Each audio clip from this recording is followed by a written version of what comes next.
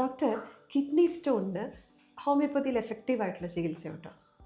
തീർച്ചയായിട്ടും ഇന്ന് ഏത് പഠിച്ച് പാസ്സായ ചെറിയ ഡോക്ടർമാർക്ക് പോലും വളരെ പെട്ടെന്ന് വളരെ ഫലപ്രദമായി ചികിത്സിക്കാവുന്ന രോഗമാണ് കിഡ്നി സ്റ്റോൺ ഡിസീസിനെ പറ്റി.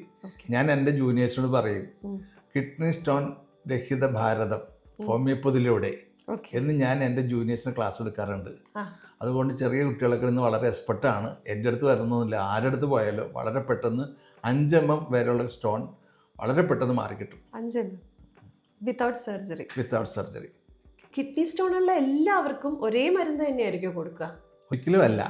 കിഡ്നി സ്റ്റോൺ ഹോമിയോപ്പതി പ്രത്യേകത എന്താണെന്ന് വെച്ചാൽ, വലതുവശത്തെ കിഡ്നിയിലാണെങ്കിൽ ഒരു മെഡിസിൻ, ലെഫ്റ്റ് സൈഡിലെ കിഡ്നിയിലാണെങ്കിൽ മറ്റൊരു മെഡിസിൻ, ട്യൂബിലാണെങ്കിൽ വലതുവശത്തെ ട്യൂബിലാണെങ്കിൽ വേറെ മെഡിസിൻ, ഇടതുവശത്തെ ട്യൂബിലാണെങ്കിൽ വേറെ മെഡിസിൻ, ബ്ലാഡറിലാണെങ്കിൽ വേറെ മെഡിസിൻ. അങ്ങനെ ഓരോ വ്യക്തിക്ക് വിധേയമായി അവൻ്റെ കോൺസ്റ്റിറ്റ്യൂഷണൽ റെമഡി തീരുമാനിക്കലാണ് ഒരു ഹോമിയോപ്പതി ഡോക്ടർമാരുടെ പ്രത്യേകത.